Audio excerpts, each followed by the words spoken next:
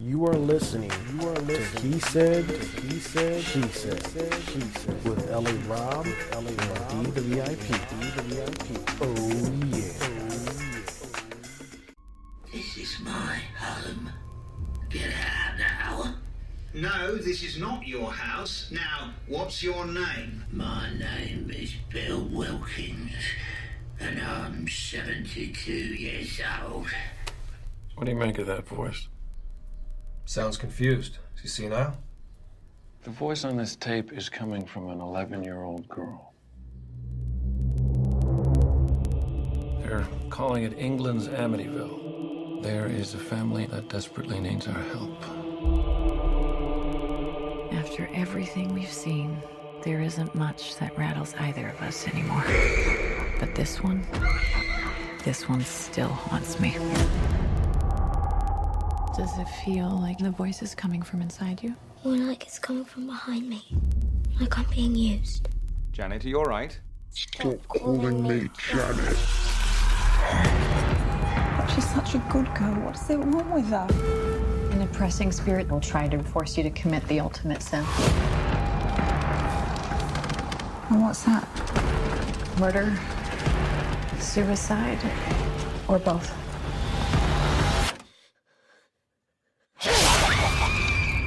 And we're back. This is He Said, She Said podcast with L.A. Rob and D the VIP.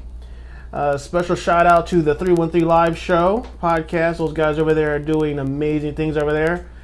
Go check them out. Today, in light of The Conjuring 2, great movie, we're going to be talking about ghost hunting in Los Angeles. And we have a special guest today, Mr. Erik Vanlier. Hey, how you doing? Hey, what's up, man? I had the pleasure of ghost hunting with Erik in Altadena, California, at the Cobb Estate. Thanks for being on the show. Yeah, thanks for inviting me. It's a pleasure, man. Oh yeah, man. Awesome, man. Okay, so Erik, how did you get started in ghost hunting?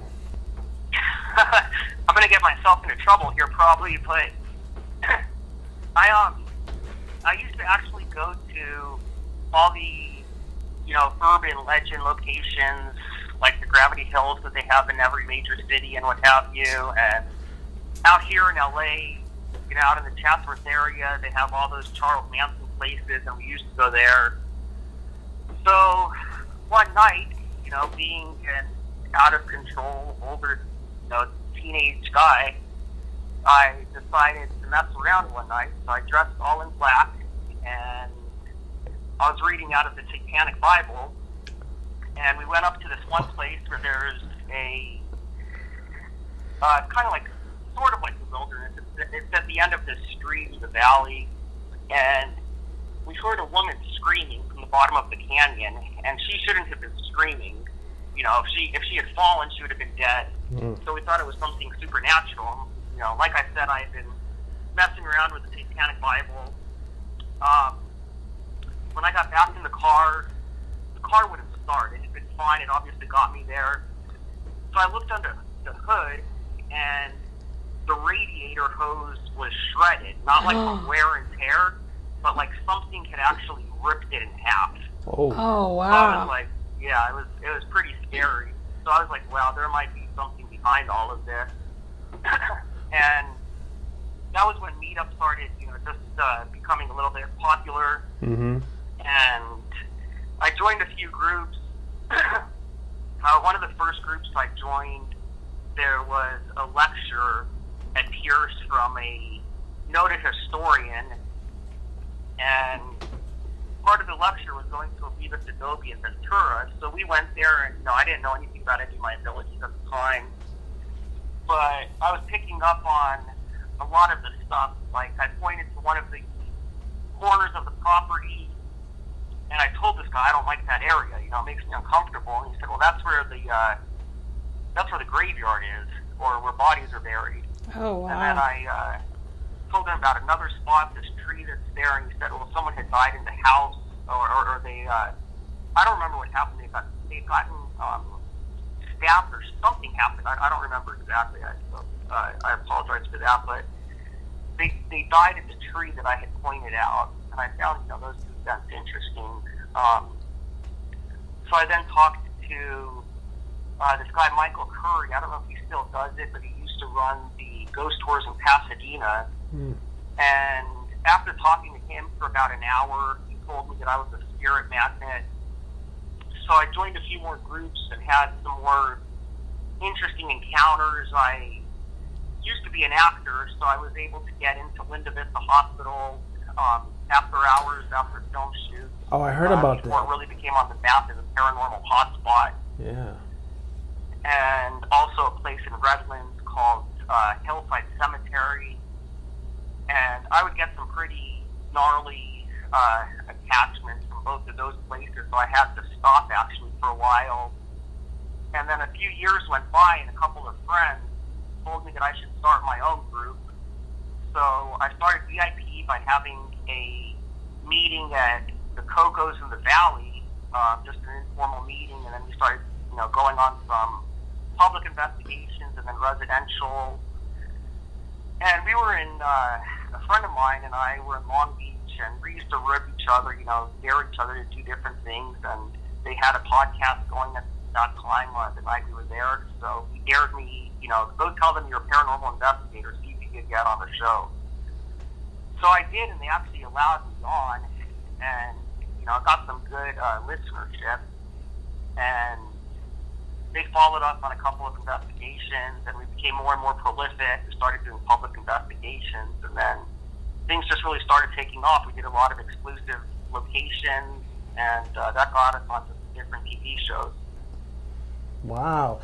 Yeah, because I remember at one point at the VIP meetup group, you guys were uploading evidence, and I have to say, you guys had some of the most compelling evidence ever. I know there were other so-called paranormal groups. You guys were doing it. I remember you guys had like all kinds of recordings and photos and orbs. I mean, you guys were doing it. Well, thanks, man. I appreciate that. You know, there's actually, I don't know if it's haters or what it is. You know, there's people that, you know, still give me a hard time with some of my evidence. You know, let me tell you, I run GoldenStateHaunts.org, and I have a YouTube page. And if I knew how to fake evidence, I'd be making a fortune. You know, I don't know how to do any photo editing. I don't know how to do any video editing. I wish that I did. You know, the only thing I know how to do is a little bit of sound editing, and with that, all that I'm really able to do is take out the background noise and amplify, you know, whatever's left.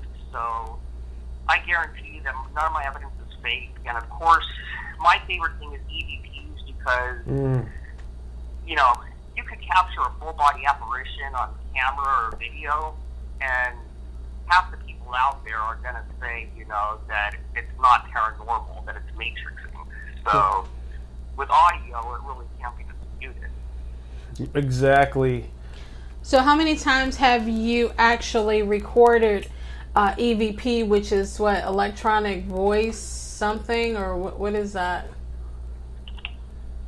Yeah, EVP is electronic voice phenomena. Okay. It's when it gets picked up on the digital recorder, and you can actually capture disembodied voices also. We were actually just at the Cecil Hotel, and we just posted a couple of videos actually where we did hear disembodied voices, and we were able to capture it actually using Snapchat. Wow. But we have quite a few EVPs on our SoundCloud page, and I have a digital recorder that has 5 different folders with 100 files in it each. So we're looking at 500 files that I still have to go through. Wow. So there's probably at least another 500 EVPs on that. Wow. Now, you said that you would go to these places, and at some point you had to stop because I guess the spirits would attach themselves to you. Yeah, I used to. Sorry, go ahead. No, I was going to say, is that because you opened up something with reading the Satanic Bible and never closed it back? Or is it just because, like the one person explained to you, that you draw the spirits to you? I think it could be a combination of both. I don't think with the Bible it's an issue anymore.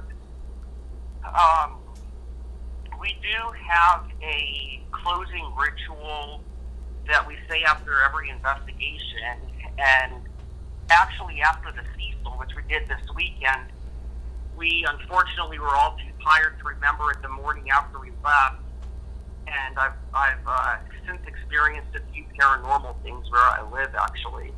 Oh, wow. But, yeah, the spirit world does seem to know me. My other investigators joke around that, you know, my name always gets called on the spirit box, and, you know, that if it doesn't, there's something wrong with the location. Wow. Oh, wow. Now, for, you know, people wanting to get into ghost hunting, like, how exactly do you hunt a ghost? Like, what types of equipment do you use, and how do you, you know, what's the theory behind trying to hunt a ghost? Well, I would say, first of all, you know, make sure you know what you're getting yourself into. I mean, don't just watch one of these hundreds of shows that are on TV, you know, and break into an abandoned building and start investigating. I mean, first of all, you know, I used to be an urban explorer, but I learned from other people. I actually used to do it by myself. You know, I got lucky enough not to get caught, but then I learned from other people. And, I mean, I don't condone it because it is obviously illegal to trespass. And not only are you facing, you know, things that might be either from a paranormal realm, but you're facing legal issues and, you know, possibilities of, you know, floors creaking, you know, breaking in, rusty nails, stuff like that, you know. And there's some places, we were out in Lancaster, you know, which there's areas of Lancaster that are just like Texas, you know, they carry there. If you're not careful, you're going to get shot.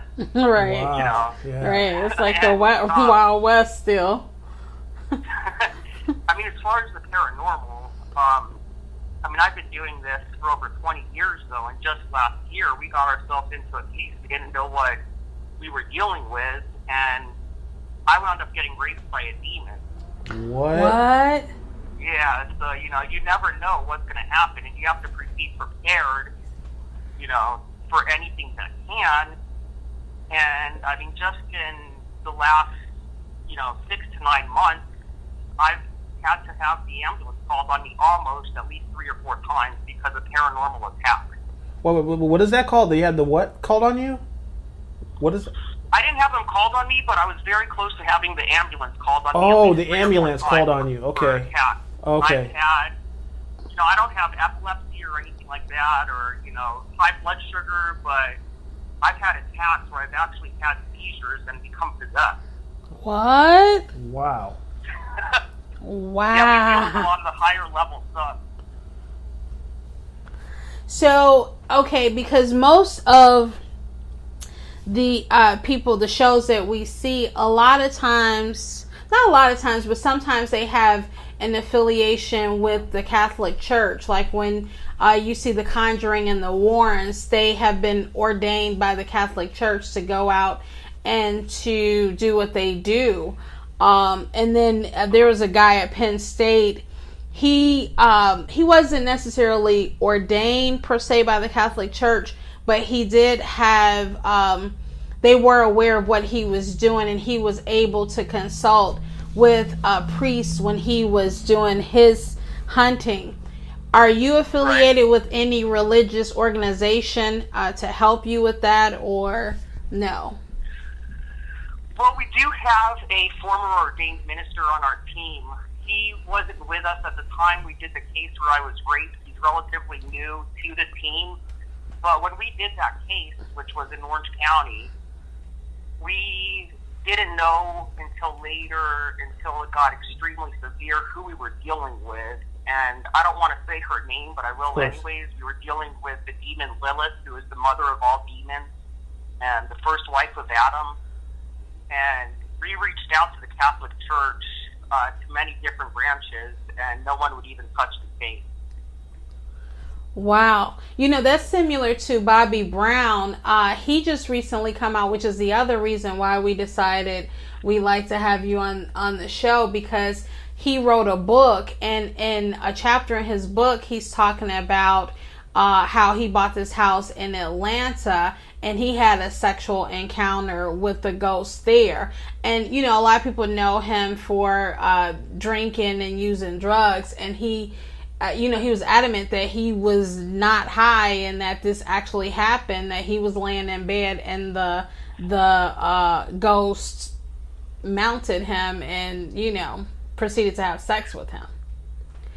I mean, after what happened to me, I could definitely, I honestly don't know too much about the story, but after what happened to me, I mean, I could definitely believe it.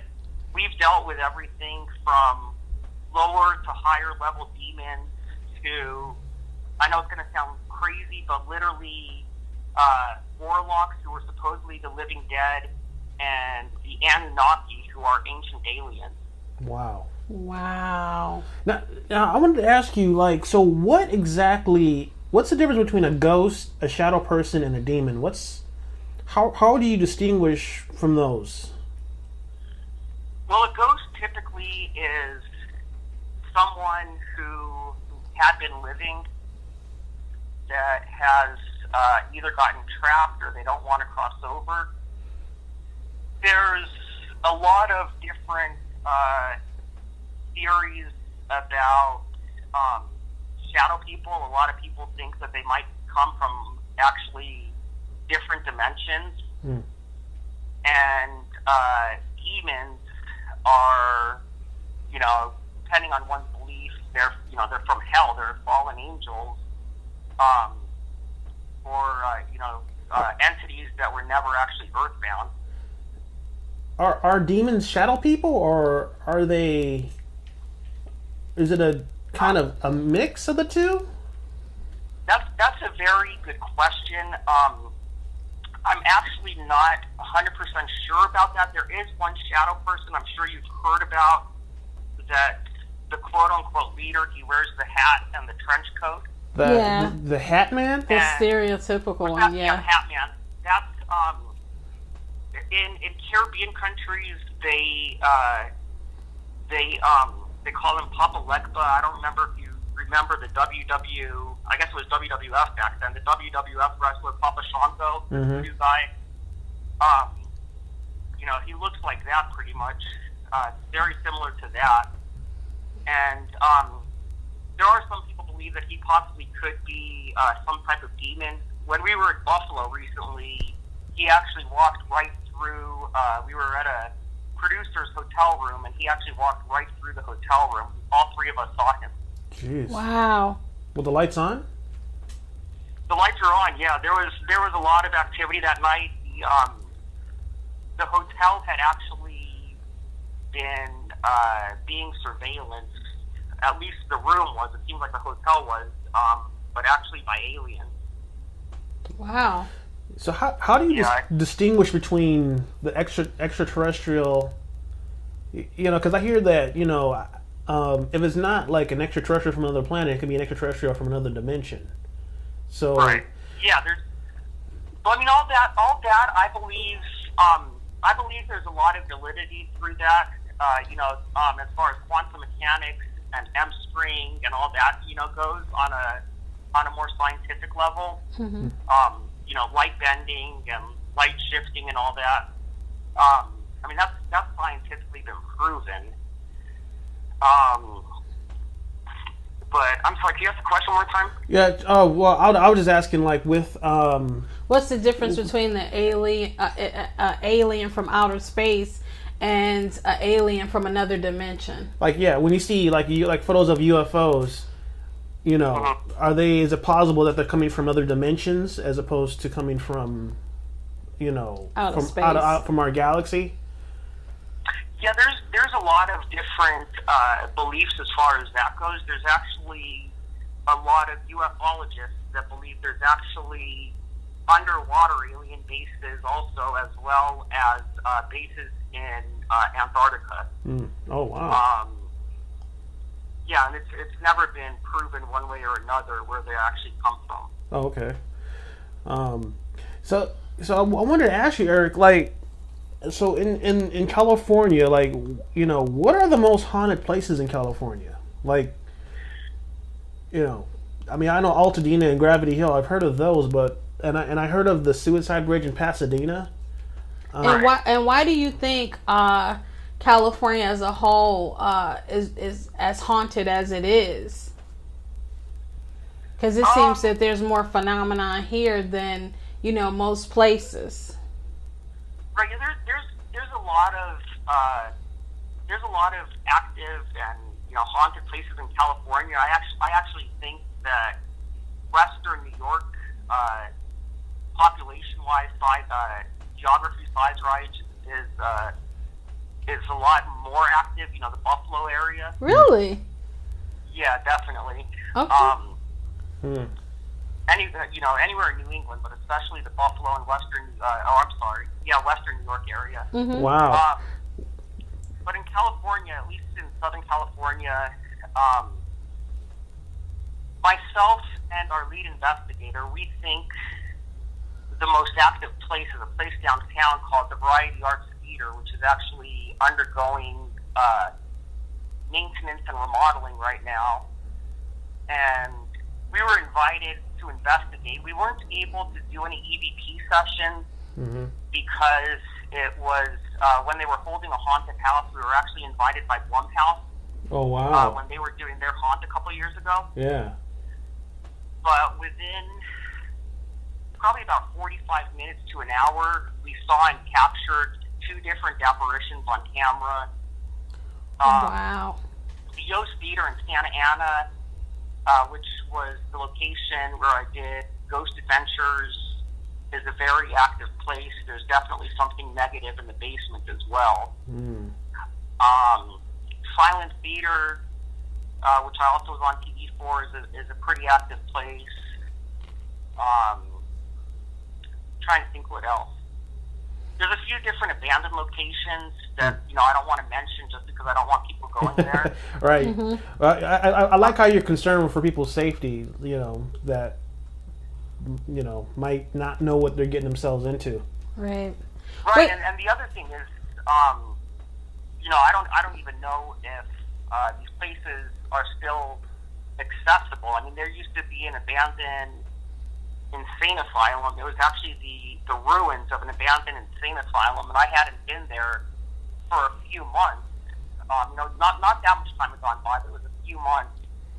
And I scheduled to meet up with people. I told them, you know, well, you're going to have to, you know, and once again, I don't condone this, but I said, you know, if you want to do this, you're going to have to trespass. Wow. And I got a couple of people that wanted to do it, and when we got there, there was literally a 20-foot chain link fence around the property that hadn't been there, you know, just a couple months earlier. Oh. So, you know, I don't want to steer people to the location also and have them not be able to, you know, gain access. And then once again, the safety issue and, you know, like I said, I don't condone trespassing. I honestly don't do it myself anymore. Yeah.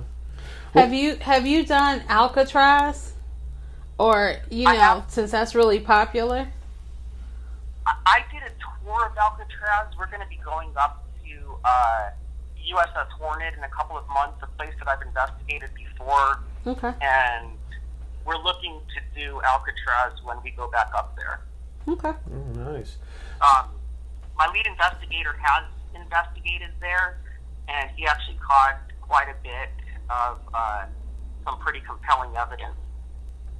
Wow. Wow. So I got a question. So, like, as a ghost hunter, like, should you believe in God, you know, if you ghost hunt? Or if I was, say, an atheist, and I just was looking for proof of something, but I didn't believe in God, am I setting myself up for something or negative to attach to me? Not necessarily, as long as you...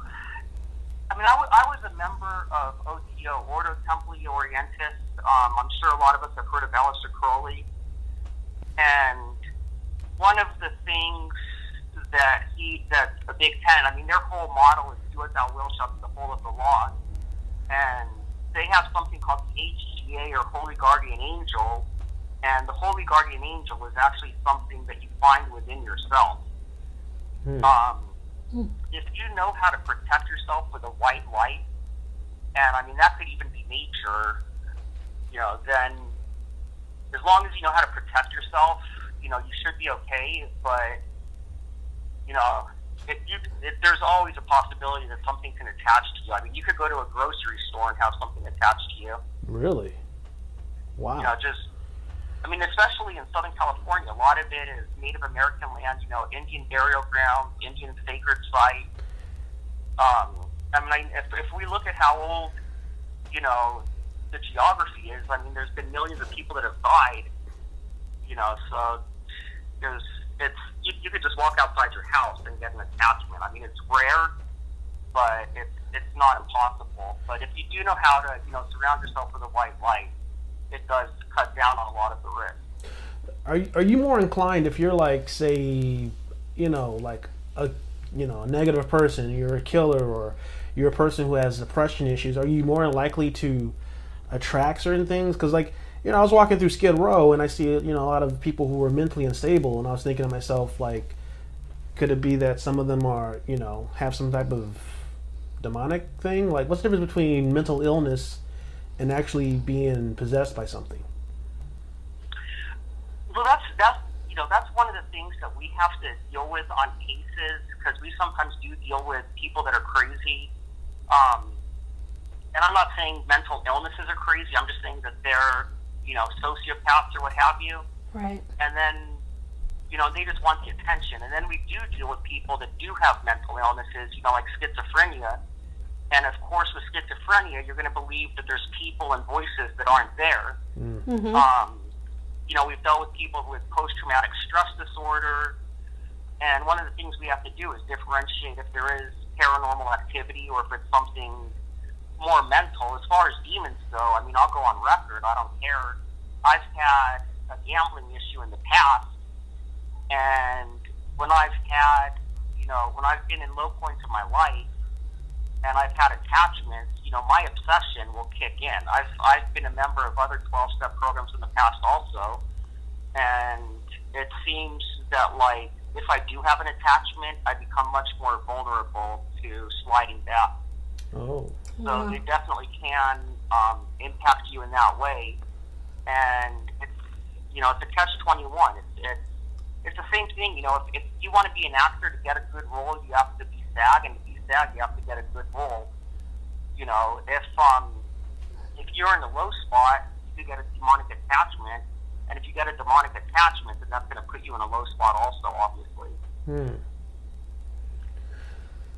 Yeah, I can definitely relate to that. Like I said, because I at one point, I don't know what it was, but I was staying in this one apartment, and I just had those feelings of being watched, and and I just felt really just uneasy, and that kind of pushed me into wanting to study the paranormal, because I didn't understand what it is, because right, personal experiences get a lot of people into it. It's something that happened in childhood, or a relative might visit them, and then they become curious, or they want to reconnect to a lost loved one.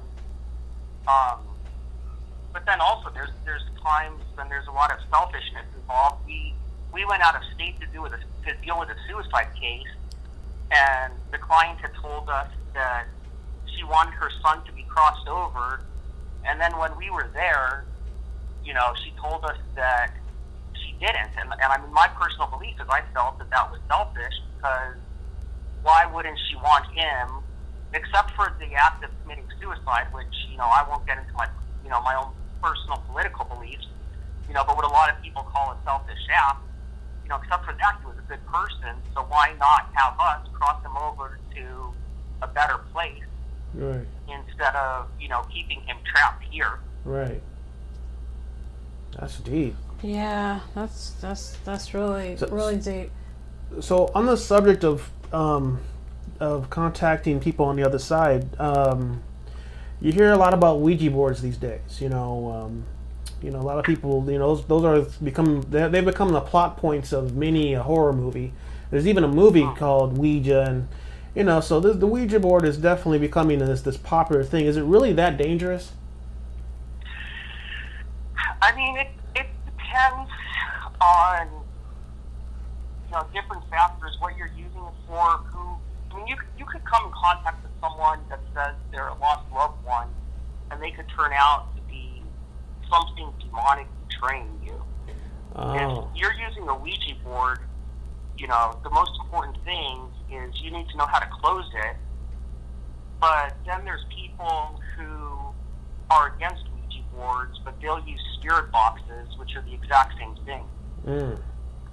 Wow. So like I hear this phenomenon of people contacting the similar spirits of Zozo and Zaza. Like, you know, do you know what's going on with that? Like, you know, because I hear, like, I mean, I've never actually used the Ouija board, but I just thought it was really, you know, just strange that, you know, that people are constantly, you know, are getting contacted by, you know, that a similar spirit. Is this a demonic thing? Like, you know, how exactly does that situation work? Well, I've actually never personally used a Ouija board myself, believe it or not. But to my understanding, Zozo is a demon that is specifically affiliated with the Ouija board. One of the investigators that we were at the Cecil Hotel with was telling us that she had used a Ouija board on one of her previous trips there, and she had contacted the Ouija board had spelled out Zozo, but at the time she didn't know what that was, and her daughter told her, you know, stop doing that, close the board, you know, that's very dangerous, never bring up that name. Yeah. You're never supposed to say the name of a demon, actually. Yeah, that's what I heard. Oh. Now, I have actually used I did not know a that. Ouija board. Yeah, I heard that you call it. I thought you call when it you out say by the saying his name. Yeah, like you're calling it. Is that true? Yeah, that is true. Yeah, that's why I was reluctant to say the name of the demon that we were dealing with. Oh, right.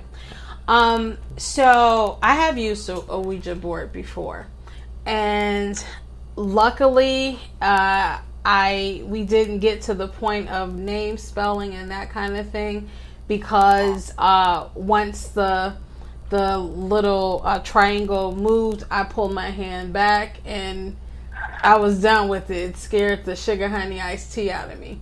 So I was done with it. But what I will say is, since I've moved to California, because I'm originally from Michigan, I never had any experience with a ghost or a demon or anything like that. But I moved into an apartment where the person who lived here previously had passed. And so it was interesting because one of the neighbors said, oh, well, I prayed over him and he was a nice guy and you're not going to have any problems in there.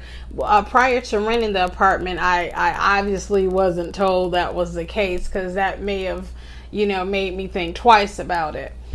So for the most part, when I moved in, I had no problems at all. Then I started dating someone who had a book that was written by the Warrens, and it talked about their experiences, in some of the cases that they had. And it was like, as soon as that book came into the house, there was a problem. And so one night I was in bed and I saw what looked like the shadow of my boyfriend standing in the hallway drinking water out of the water pitcher. But I knew that we had drank the last of the water the night before. So, I said, demon be gone in the name of the Father, the Son, and the Holy Spirit. And when I did that, it stopped drinking and it looked at me and it said, you smart bitch. And then the next thing I knew, something was holding me down. And I said, demon be gone in the name of the Father, the Son, and the Holy Spirit. And when I did that, I was instantly released. So I jumped up and I sat up in bed and I looked straight ahead. And when I looked straight ahead, it was an upside down cross that was in a red circle. So somehow the wires for the cell phones, I went to research how the heck it was an upside down cross. Somehow the wires in the cell phones that were charging mimicked that upside down cross. That had never happened before. And the little red dot that shows that the phone is charging is what the round circle, what gave off the red light for the round circle. But all this time, that had never, ever, ever, ever happened before. Now, what I will tell you, and the question I have for you, is in that moment, I had absolutely no fear. I was very firm. I identified what it was because I didn't know what it was. It was only after when I told my boyfriend that happened, and he said, well, did you see a face? And I said, no, there was no face. And he said, that's a demon, because based on the book he had read, that was one of the things that they explained that differentiated a demon from a ghost. And I didn't know that because I didn't read the book. So what I want to know is, do you, in dealing with this, do you have that kind of experience where somebody else takes over? Because I was very firm, I was very clear, and I was very direct, and I was not nervous in the least. Now, when I woke up, the real me was scared shitless, and paranoid and didn't know what happened. So it made me wonder about that. Like, have you ever heard of that, where somebody can be one way in that instance, but they're a different personality? Did that make sense? Well, I'm actually picking up two things that are possible. I don't know. Sometimes things just come over me. First of all, I think the most obvious is that I think you were being protected by a higher power. And the second thing that's kind of weird that just came over me is I think there's a possibility that when that happened, you might have also been having an out-of-body experience. Well, I definitely feel like it was a higher power, because I was and let me tell you, it happened twice. The first time I remember clear as day exactly what happened. The second time I can't tell you what happened, other than I did say, demon be gone in the name of the Father, Son, and Holy Spirit twice again. And this time I've never seen it since. So it was like the first time was, kind of like, oh, I'm surprised. The second time was like, do you really know what you're saying? Let me test you. And when I said it again, and I was as clear as I was before, and I still had no fear, it went away, and I've never had a problem since. But, I was wondering, like, do you have, because I know, like, my family and stuff, they're really deeply religious, and they pray a lot, and they're into the church and things like that. And it was like a protective feeling. Like, I felt like I was kind of created to do that, if that makes sense. To walk in that, to have, like, that I had such a light that there was not going to be a fear of that, if that makes sense.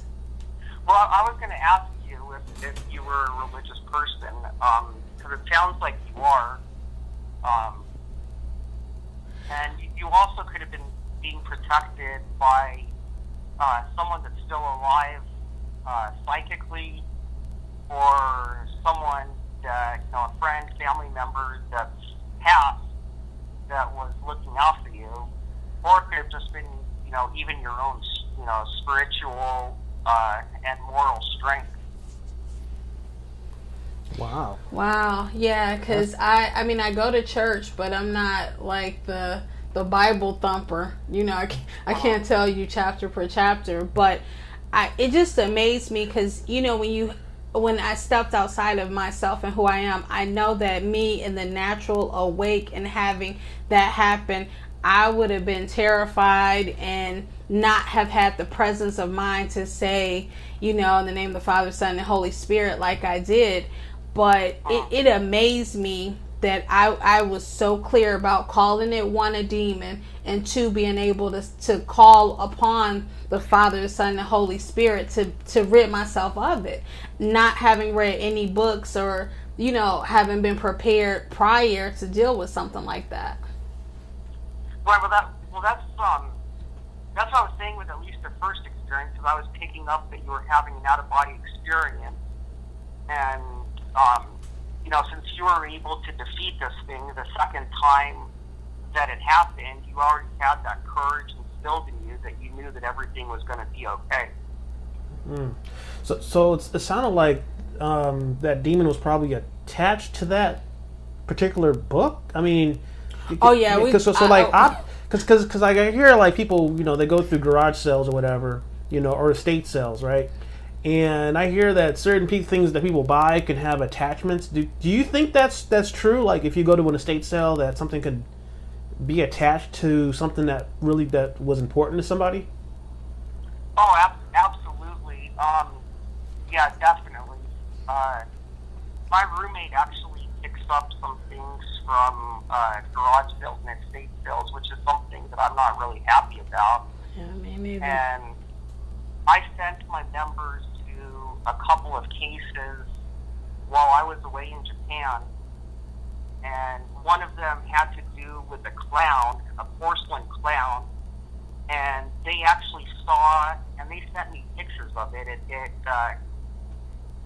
The way it was constructed, it had a frown on its face, but they sent me a picture of it grinning, and in the picture, and they told me that they experienced this, it actually had tears coming down its face, like human tears coming down its face. Wow. And they wrapped that in, this was the ordained minister I was telling you about, he wrapped that in a black blanket and put it in the garage.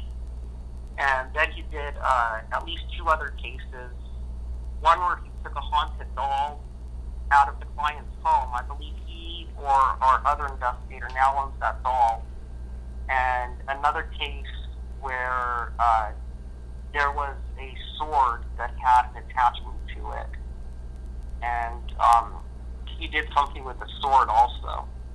But he now actually, when there's a haunted object in a client's home, he actually now takes it and adds it to his collection. Oh, wow. Can you destroy a haunted object? Like, because I heard the whole diamond is, I heard that's an object that's cursed, and the crystal skull is supposedly cursed. Can you destroy these objects and release No, you never want to destroy a haunted object, because that will release whatever is in it. When we were dealing with the case with the demon, we actually trapped her in a mirror. Oh. And that was the same mirror that the specialist who banished her thinks that we pulled her out of in the first place, because we were doing scrying with the mirror, which is where you gaze into it while you're in a dark room. Oh, wow. And we trapped the demon in the mirror, and he drew a circle of Solomon, like you saw in the last Paranormal Activity movie, that big circle that was on the ground. Mm-hmm. And he drew that on the mirror, and then he put the talisman of El, the demon, on the mirror. It was actually her talisman. He put that on the mirror. Then he put a blessed blanket on top of all of that. Myself and the lead investigator spent the night there that night. In the morning, we heard a voice coming from the mirror saying, "Let me out of the mirror." Wow. Jeez. And we duct taped it, and he put it in his car. He buried it somewhere in Ventura that is not accessible. I think he buried it near the beach, but he won't tell anybody exactly where it is. And he doesn't even have access to it anymore. Wow. That's incredible. When he buried the mirror, no one knew when he buried it, but 5 people I myself was on an audition, a third callback for an audition. I broke down hysterically crying on the audition. And 4 other people, including someone out of state, at the exact time the mirror was buried, they all broke down crying. What? Yeah. That's intense. Wow. Wow. So, so how can people, if people wanted to, follow you or, see, any of your acting work or anything like that, how can they get in touch with you if you so want? Or if they think that they have a ghost and needed help, they need help. How do they contact you? They could go to my paranormal website, which is valleyinvestigatorsoftheparanormal.com. And I have a contact email on there. I'm going to be putting the contact form back on there, but my email is on there right now. And they could also contact me through goldenstatehaunts.org, which is our horror and paranormal site. And that one has a different email. It's info@goldenstatehaunts.org, but that will reach us as well. And they could just let us know, that they're looking for someone with help for the paranormal or for a media appearance or, whatever they need us for. Okay. I got one quick question. It's more of a fun question. How does this work when you're dating? Like, how does it work daily? No, how does it work when you're dating? How do you explain that you hunt ghosts to a significant other, or do you? Well, a lot of what I've found is that it's actually funny because I've had relatives tell me, or ask me, how are you going to date when you're all into the paranormal and horror and all this stuff? But what I found is that a lot of girls are actually into it. They think it's really cool and they're interested by it. Uh-huh. And it actually, I found that it's actually easier to meet girls being into this stuff, than when I wasn't. Because a lot of them actually find it fascinating, or, they're interested in it, or they think, oh, he's brave or whatever, or, oh, I've seen him on TV, or I've seen this TV show and I think it's cool. It makes a great icebreaker. And, I'm able to go to a lot of places to meet people where I otherwise wouldn't have access. And also with the horror website, I'm able to, interview a lot of actresses or, go to movie premieres and stuff like that. So it actually has opened up a lot of doors as far as dating goes. Wow, so you're kind of a bit of a rock star. Yeah. I wish. We do have a TV show in the works, I hope, but I don't want to hold my breath. Oh, wow. Okay, well, we are definitely looking forward to that. Yeah. Are you guys going to put it on YouTube, or are you guys going to actually try to go to Sci-Fi Channel? Or I don't know if you want to talk about it. Well, you're going to go the network route. Let's put it like that, or no, it is. Is it something you're going to do independently? It is a show that would be on TV. Okay. Well, I can't wait. No, I'm saying I can't wait, because if it's anything because I'm telling you, you guys had a meetup.com and you guys were putting up evidence, and man, anybody who didn't see that when it was out, they missed out big time, because man, it was good. It was real good. We don't have the meetup anymore, but you guys, just hit me up. You're always more than welcome to join us as VIPs, no pun intended. Okay. I also, I'm hoping to have a meeting within the next couple weeks with a director, regarding a paranormal film, and then I was just at a movie premiere last week, and I actually, just started talking to someone who happens to be a producer who's working on a paranormal project, another movie, and I don't know if he wants me as talent or as a consultant, but I'm going to shoot him off some information in the next couple of days. He gave me his phone number and everything, and he seems real interested in talking to me, so there's a couple of things in the works. You know, like I said, I just don't want to hold my breath because we all know how Hollywood. Yeah. Yeah. Oh yeah. Hollywood is a fickle place. But when you do sign those deals, do let us be the first that you tell, so we can let everybody know. Yeah. Yeah, definitely. It's just that 90% of the time things fall through. So of course, I'm not counting all my eggs yet. Yeah, no, trust me. You have to just keep pushing through it and just keep, just keep doing It's it. a numbers game. It really is. Numbers game. I've gone on enough auditions and talked to enough people that eventually, just by numbers, something should fall through. Exactly. Yeah, exactly.